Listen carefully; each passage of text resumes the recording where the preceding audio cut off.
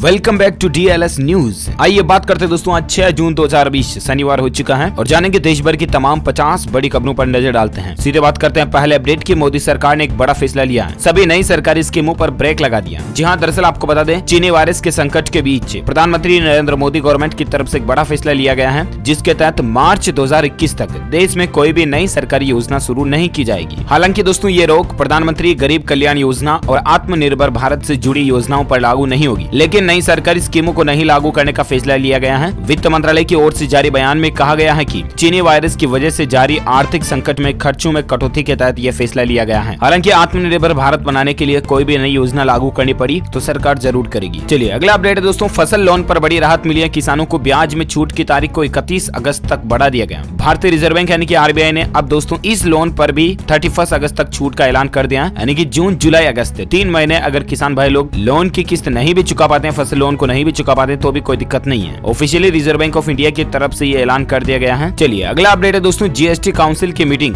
12 जून को होगी। GST परिषद की बैठक जो कि वीडियो कॉन्फ्रेंसिंग के जरिए होगी। जी हाँ, GST काउंसिल की नेक्स्ट मीटिंग दोस्तों 12 जून को तय की गई है। सूत्रों के हवालों से जानकारी मिली है कि ये बैठक जो है चीनी वायरस के चलते वीडियो कॉन्फ्रेंसिंग के जरिए आयोजित की जाएगी, जो कि GST काउंसिल की 40वीं बैठक होगी। अब इस तरह की प्लानिंग बन रही है दोस्तों। अगर ये बैठक वाकई में होती है तो देखते हैं इस बैठक में किन चीजों पर टैक्स घटता है, किन चीजों पर टैक्स बढ़ता है। जो कोई भी अपडेट आएगा बैठक में, जो भी निर्णय लिए जाएंगे, उनकी जानकारी मैं आपको DLS न्यूज के माध्यम से जरूर बताऊंगा। फिलहाल अपन आगे बढ़ते हैं दोस्तों अगले अपडेट में, जहां बड़ी खबर है 2 राज्यों में धरती कांपी। झारखंड में 4.7 तो कर्नाटक में दोस्तों 4 की तीव्रता का भूकंप देखा गया। दोनों जगहों पर एक ही समय में झटके महसूस किए गए। जहां 2 राज्यों में शुक्रवार को भूकंप के झटके महसूस किए गए। झारखंड के जमशेदपुर में तीव्रता 4.7 रही और कर्नाटक के हम्पी में 4 की तीव्रता मापी गई। तो ये देख सकते हैं दोस्तों, राजधानी दिल्ली NCR में भी कभी भी भूकंप आते रहते हैं और इसी बीच 2 राज्यों में भी कल भूकंप के झटके महसूस किए गए। चलिए अगली खबर है कि HDFC बैंक ने ग्राहकों को बड़ा तोहफा दिया। लॉन्च की नई स्कीम, डिस्काउंट, कैशबैक और EMI समेत कई सारे ऑफर्स आपको मिलने जा रहे हैं। दरअसल दोस्तों, HDFC बैंक ने अपने ग्राहकों के लिए समर ट्रिस्ट के नाम से एक ऑफर को लॉन्च किया और इसके तहत discount, no cost EMI, no down payment, cashback,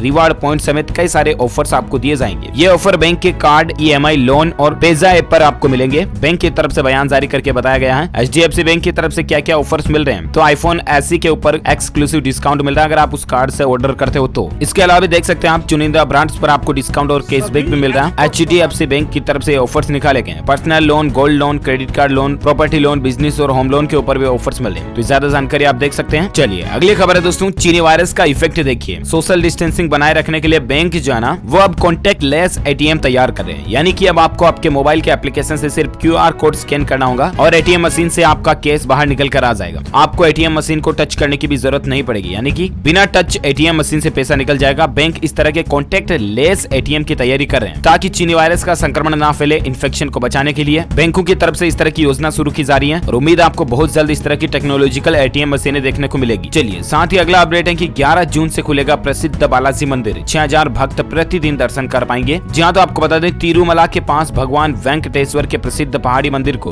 11 जून को खोल दिया जाएगा, लेकिन हर दिन सीमित संख्या में ही भक्त दर्शन कर पाएंगे। लॉकडाउन के कारण मंदिर को बंद कर दिया गया था। ये कुछ तस्वीरें भी आप मंदिर को लेकर देख सकते हैं। हालांकि प्रतिदिन 6000 श्रद्धालुओं को फिर भी दर्शन करने की इजाजत होगी। ये संख्या कम नहीं है। चलिए अगली खबर है दोस्तों की मध्य प्रदेश गवर्नमेंट की तरफ से अपडेट देख सकते हैं। विकास परियोजनाओं को पटरी पर लाने के लिए 500 करोड़ का कर्ज मध्य प्रदेश गवर्नमेंट की तरफ से लिया गया है। भारतीय रिजर्व बैंक के माध्यम से एक कर्ज लिया गया और उम्मीद है दोस्तों अब मध्य प्रदेश राज्य के लोगों को बहुत जल्द कोई न कोई नई सरकारी योजनाएं देखने को मिलेगी। चलिए इसी बीच बात करें अगले अपडेट में आज के सराफा बाजार में सोने चांदी के रेट की। तो बड़ी खबर है दोस्तों, लगातार चौथे दिन भी सराफा बाजार में सोना सस्ता हुआ। आज नए रेट्स क्या चले अभी इस समय, तो दरअसल सोने की कीमतें 273 रुपए टूट कर 46,423 रुपए प्रति 10 ग्राम तक पहुंच चुकी है, जबकि चांदी 262 रुपए गिर कर यानी कम हुई और इसके बाद 48,549 रुपए प्रति किलो पहुंच गई है। तो ये रहे दोस्तों आज के ताजा gold and silver price today news update. और चलिए बात करते हैं अगली खबर में आज के कुछ एजुकेशनल न्यूज अपडेट की बात करें दोस्तों, तो UPSC प्रीलिम्स एग्जाम्स का शेड्यूल जारी हो चुका है। प्रारंभिक परीक्षा 4 अक्टूबर को होगी। UPSC ने इसको लेकर पूरा कैलेंडर जारी कर दिया है। संघ लोक सेवा आयोग ने अपना संशोधित वार्षिक कैलेंडर जारी कर दिया और इसके तहत दोस्तों NDA समेत कई सारे CMS वगैरह एग्जाम्स जो है ना, उनकी नई तारीखों का ऐलान हो चुका है। आप ऑफिशियल वेब पोर्टल upsc.gov.in पर जाकर के अपना शेड्यूल भी चेक कर सकते हैं। नए कैलेंडर के अनुसार कौन कौन से एग्जाम किस किस तारीख को होने जा रहे हैं, तो इसकी कुछ जानकारी आप स्क्रीन पर देख सकते हैं। चलिए एजुकेशन न्यूज को लेकर एक और खबर है कि मध्य प्रदेश बोर्ड के क्लास 12वीं के एडमिशन कार्ड जारी हो चुके हैं। आप मध्य प्रदेश बोर्ड की ऑफिशियल वेब पोर्टल www.mponline.gov.in पर जाकर के 12वीं क्लास के एडमिशन कार्ड डाउनलोड कर सकते हैं। चलिए इसी बीच अगला अपडेट है, असम बोर्ड SEBAHSLC का रिजल्ट जो है वो आज घोषित होने की संभावना है। तो आप ऑफिशियल वेब पोर्टल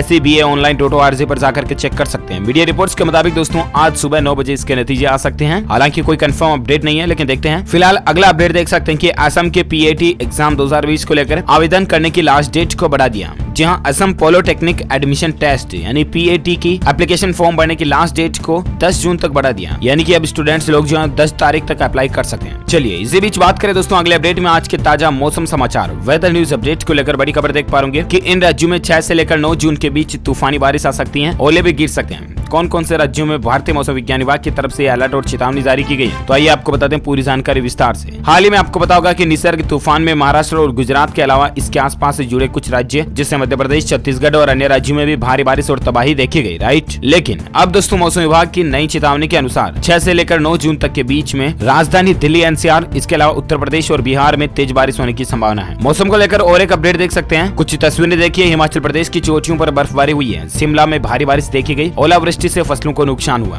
और इसी बीच बात करें दोस्तों संपूर्ण भारत के आज 6 जून 2020 के मौसम पूर्वानुमान की, तो अगले 24 घंटों के दौरान बिहार और पूर्वोत्तर भारत के साथ साथ अंडमान निकोबार द्वीप समूह में मध्यम से भारी बारिश होने की संभावना है। इसके अलावा उत्तर प्रदेश, गुजरात, कोंकण, गोवा, तटीय कर्नाटक, केरल, तटीय आंध्र प्रदेश में हल्की से मध्यम बारिश हो सकती है। साथ ही आंतरिक कर्नाटक, मध्य महाराष्ट्र, तमिलनाडु, झारखंड, गंगेय पश्चिम बंगाल, उत्तर प्रदेश के बाकी हिस्सों में, पंजाब, हरियाणा, दिल्ली, पश्चिम हिमालय राज्य और मध्य प्रदेश, छत्तीसगढ़ में कुछ जगहों पर बारिश होने की संभावना है। चलिए अब बात करें दोस्तों देश और दुनिया की कुछ और बड़ी खबरों पर नजर डालेंगे, लेकिन उससे पहले चीनी वायरस को लेकर अभी क्या अपडेट चल रहा है। तो भारत में दोस्तों अब तक 6300 से ज्यादा लोगों की जान जाने की खबर है, जबकि 2,27,000 से ज्यादा चीनी वायरस के पॉजिटिव केस, टोटल संक्रमितों की संख्या भारत में हो चुकी है। वहीं 1,08,000 से ज्यादा लोग ठीक भी हो चुके हैं। और इसी बीच एक और अपडेट देख सकते हैं कि चीनी वायरस के खिलाफ मिली सफलता के पीछे PM नरेंद्र मोदी का हाथ है। ये कहना उत्तर प्रदेश के मुख्यमंत्री योगी आदित्यनाथ सरकार की तरफ से एक इंटरव्यू के दौरान उन्होंने कहा कि मोदी सरकार के द्वारा जो अच्छे खासे प्रयास किए गए, जिनकी बदौलत आज हम चीनी वायरस को काफी कंट्रोल कर पाए हैं भारत में, ये राहत की बात है। और इसी बीच और एक अपडेट देख सकते हैं कि देश में अब तक 6,637 लोगों की जान जाने की खबर है। चीनी वायरस ने आज फिर 274 लोगों की जान ली। महाराष्ट्र में अब तक की सबसे ज्यादा 139 मौतों की खबर है। दिल्ली में 249 मरीजों ने दम तोड़ा। ये कुछ पिछले 24 घंटों का अपडेट आप आंकड़ा देख सकते हैं। और इसी बीच खबर है दोस्तों चीनी वायरस को लेकर देश में लाइव अपडेट देखिए। महाराष्ट्र में संक्रमितों का आंकड़ा 80 पार पहुंच चुका है। वंदे भारत मिशन 3 के लिए एयर इंडिया ने बुकिंग शुरू कर दी है। अब तक दोस्तों टोटल 2,33,000 से ज्यादा केस होने की, संक्रमित होने की संभावना मीडिया रिपोर्ट्स के मुताबिक नजर आ रही है। भारत में अभी इस खबर के अनुसार दोस्तों 2,33,789 लोगों के जान जाने की खबर है। ओके, तो ये रही दोस्तों चीनी वायरस से संबंधित कुछ बड़ी खबरें। और आइए अब बात करते हैं देश और दुनिया के कुछ और प्रमुख अपडेट्स की, जहां बड़ी खबर आप देख सकते हैं कि नाक, कान, गला रोग विशेषज्ञ डॉक्टरों के लिए सरकार ने नई गाइडलाइंस जारी की है। आखिर क्या क्या छूट मिली है, तो दरअसल आपको बता दें डॉक्टर भाई लोगों के लिए सरकार ने कुछ नए निर्देश, कानून, कायदे, गाइडलाइंस जारी की है। इन नियमों का सभी डॉक्टर्स, नर्स, स्वास्थ्य कर्मी और मरीजों के लिए पालन करना जरूरी होगा। यानी कि अगर आपको कान, नाक और गले से जुड़ी कोई भी बीमारी है तो सरकार के इन गाइडलाइंस का फॉलो करना आपके लिए जरूरी होगा। क्या क्या नियम है, तो दरअसल दोस्तों डॉक्टर अगर जहां तक हो सके फोन पर इलाज करने की सलाह दे सकते हैं, तो पहले ये करना है, ठीक है। जांच वाले कमरे में एक बार में एक ही मरीज अंदर जा सकेगा। अगर साथ में कोई और व्यक्ति भी आया तो उसे बाहर रखना होगा। एक मरीज से दूसरे मरीज के बीच उचित समय का अंतराल जरूर रखना पड़ेगा। बिना अपॉइंटमेंट के किसी भी मरीज को आने की अनुमति नहीं मिलेगी। OPD में आने वाले हर मरीज की थर्मल स्क्रीनिंग की जाएगी। अगर किसी को चीनी वायरस जैसे लक्षण दिखाई देते हैं तो उनके लिए अलग से इस तरह का क्लिनिक बनाया जाएगा। सोशल डिस्टेंसिंग, मास्क वगैरह इन सारी चीजों का, सैनिटाइजिंग का सबका ध्यान रखना पड़ेगा। ये नियम सरकार ने डॉक्टर और मरीजों के लिए कुछ नए बना दिए हैं। उम्मीद आपको जानने मिले होंगे। और चलिए अगली खबर है दोस्तों की पूरे बिहार राज्य में स्मार्ट बिजली मीटर जल्द ही लगना शुरू हो जाएंगे। कुछ जिलों से इसकी शुरुआत भी होने जा रही है, जहां प्रीपेड मीटर लगने का ट्रायल शुरू होने जा रहा है। तो उम्मीद है आपको बहुत जल्द बिहार के अंदर सभी जिलों में प्रीपेड स्मार्ट मीटर देखने को मिलेंगे। चलिए अगला अपडेट है, पूर्वी लद्दाख में जो तनाव चल रहा है उसमें चीन और भारत के विदेश मंत्रालय के अफसरों के बीच में चर्चा हुई है। और आज सुबह चीन की सीमा में मिलेंगे दोनों देशों के सैन्य अधिकारी। दरअसल आपको बता होगा दोस्तों कि चीन और भारत के बीच उस सीमा विवाद को लेकर पिछले कुछ दिनों से मसला चल रहा है, राइट। और आज इसी टॉपिक पर बात करने के लिए भारत की ओर से 14वीं कोर के commander lieutenant general Harinder Singh बैठक में शामिल होंगे। और देखते दोस्तों की शांतिपूर्ण बातचीत के बीच अगर मसला हल हो जाए तो बेहतर है। जो कोई भी बातचीत होगी मैं आपको DLS न्यूज के ऊपर दिन में एक अलग से वीडियो में बता दूंगा। इसी बीच फिलहाल अगली खबर है कि चीनी वायरस को लेकर तबलीगी जमात के लोगों ने जो किया उसे माफ नहीं किया जा सकता। ये कहना उत्तर प्रदेश के योगी आदित्यनाथ की तरफ से हिंदुस्तान के साथ एक्सक्लूसिव बातचीत में इंटरव्यू इंटरव्यू के दौरान उन्होंने कुछ बातें कही है। और इसी बीच अगली खबर है, एक रिपोर्ट में एनालिसिस सर्वे देखिए आप कि भारत में 5 साल में 6 गुना बढ़ी है इंटरनेट ऑफ थिंग्स पेटेंट्स की फाइलिंग। जी हाँ, भारत में दोस्तों IoT यानी कि इंटरनेट ऑफ थिंग्स में गत 5 साल में 6 गुना बढ़ोतरी हुई है। तो ये जानकारी आप देख सकते हैं। और इसी बीच अगली खबर है, बिहार में नौकरी की बहार देखिए, इंजीनियरिंग पॉलिटेक्निक कॉलेजों में शिक्षकों की भर्तियां निकलने जा रही है। जी हाँ, बिहार राज्य के इंजीनियरिंग और पॉलिटेक्निक कॉलेजों में 2986 शिक्षकों की भर्तियां शीघ्र ही शुरू होने जा रही है। बहुत जल्द इसके एप्लीकेशन फॉर्म भी आ जाएंगे। तो जैसे आते मैं आपको बता दूंगा DLS न्यूज के ऊपर। फिलहाल अगली खबर है, बिहार को लेकर देख सकते हैं कि रोजगार के लिए 10 लाख रुपए देगी नीतीश सरकार। हालांकि बिहार राज्य सरकार ने इस तरह की स्कीम निकाली है, लेकिन इसके पीछे कुछ नियम कानून कायदे शर्तें भी रखी है। जिस तरह से केंद्र सरकार की तरफ से MSME वगैरह में लोन दिया जाता है, उसी तरह से बिहार सरकार की स्कीम। चलिए अगली खबर की बात करें दोस्तों, तो सुप्रीम कोर्ट में प्रवासी मजदूरों के मामले की सुनवाई पूरी हो चुकी है।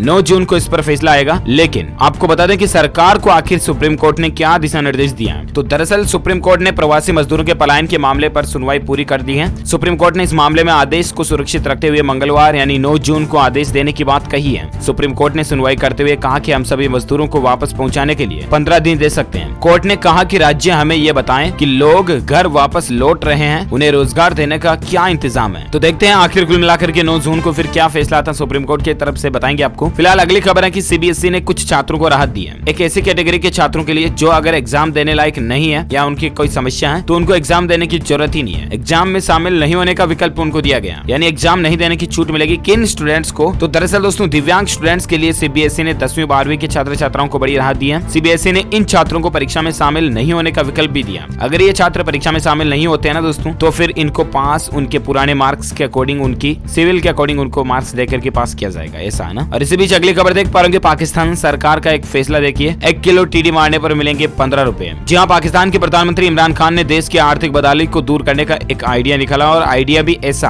कि देश की फौज अब कीड़ों को काबू करने में लग गई है। जी हाँ, जरा देखिए दोस्तों, पाकिस्तान की आर्मी अब दुश्मनों को काबू नहीं करेगी बल्कि अपने ही वहाँ के कीड़ों को काबू करेगी, क्योंकि हिंदुस्तान से मुकाबला करने की चाह रखने वाले पाकिस्तानी फौजी इन दिनों कीड़े से मारकर कमाई करके अपने देश का पेट भरने में जुट गए। चलिए इसी बीच अगली खबर है, रिलायंस जियो की तरफ से एक ऑफर निकाला गया जिसमें आपको ये रिचार्ज करने पर 4 गुना फायदा मिलेगा। 249 रुपए या इससे ज्यादा के सभी रिचार्ज पर आपको शॉपिंग के कूपन वगैरह भी मिल रहे हैं। इस ऑफर के तहत जियो ट्रेंड्स फुटवियर और रिलायंस डिजिटल के आपको कूपन मिलेंगे। ये कूपन रिचार्ज करवाने पर सब्सक्राइबर के माई जियो एप्लीकेशन में क्रेडिट कर दिए जाएंगे। रिलायंस जियो की तरफ से कुछ खास ऑफर निकाला गया है जिसमें आपको क्या क्या फायदे मिलेंगे, तो इसकी कुछ जानकारी आप स्क्रीन पर देख सकते हैं। और इसी बीच अगला अपडेट है कि जवाहरलाल नेहरू पोर्ट ने अपने प्रशिक्षण केंद्र को चीनी वायरस के इलाज के लिए अस्पताल में बदल दिया। चलिए साथ ही अगला अपडेट है कि अब इस प्राइवेट बैंक ने घटाई सेविंग बैंक अकाउंट पर ब्याज दर, ग्राहकों को इससे आखिर कितना नुकसान होगा। तो दरअसल दोस्तों ICICI बैंक ने भी अब अपने बचत खाते में ब्याज में कटौती करने का ऐलान किया। हाल ही में आपको पता होगा कुछ और दूसरे बैंकों ने किया था, लेकिन अब ICICI बैंक भी कर चुका। सीधी बात यह है कि अब आपको 50 लाख रुपए से कम के डिपॉजिट पर लोन ब्याज दर जो है वो 3% मिलेगी, जबकि इससे ऊपर के जमा पर 3.5% के हिसाब से ब्याज मिलेगा। ये बदलाव 4 जून से ही लागू हो चुके हैं। और इसी बीच अगली खबर है, बड़ी खबर दोस्तों, इन शहरों में पेट्रोल और डीजल महंगा हो सकता है। जी हाँ, आखिर क्यों? तो दरअसल आपको बता दें, गुजरात के उप मुख्यमंत्री नितिन पटेल ने कहा कि राज्य सरकार लॉकडाउन के कारण राजस्व में हुए नुकसान की भरपाई के लिए पेट्रोल और डीजल जैसे ईंधन पर वेट टैक्स बढ़ाने पर विचार कर रही है। और ऐसे में अगर सरकार वाकई में विचार करती करती सही में बढ़ा दिया ना वेट टैक्स, तो पेट्रोल और डीजल की रेटें 4-5 रुपए 6 रुपए तक महंगी हो जाएगी। हालांकि ये मीडिया रिपोर्ट चल रही है, देखते हैं अब कंफर्म फैसला गुजरात गवर्नमेंट की तरफ से जब भी लिया जाएगा मैं आपको बता दूंगा जरूर TLS न्यूज के ऊपर। फिलहाल अगली खबर है कि बैंक ऑफ महाराष्ट्र ने रेपो रेट से जुड़ी ऋण ब्याज दरों को 0.40% तक घटा दिया। जी हाँ दोस्तों, सार्वजनिक क्षेत्र के बैंक ऑफ महाराष्ट्र ने शुक्रवार को ही रेपो रेट के यानी कि कुल मिलाकर के लोन की ब्याज दरों में कटौती की है। सीधा मतलब ये है, अब लोन रेट जो है वो 7.05 रह चुकी है, जो कि पहले 7.45 थी, है ना। और इसी बीच अगला अपडेट है कि नई प्राइवेसी पॉलिसी के साथ गूगल प्ले स्टोर पर मित्रों एप्लीकेशन की वापसी हो चुकी है, लेकिन गूगल प्ले स्टोर ने कुछ नई प्राइवेसी और पॉलिसी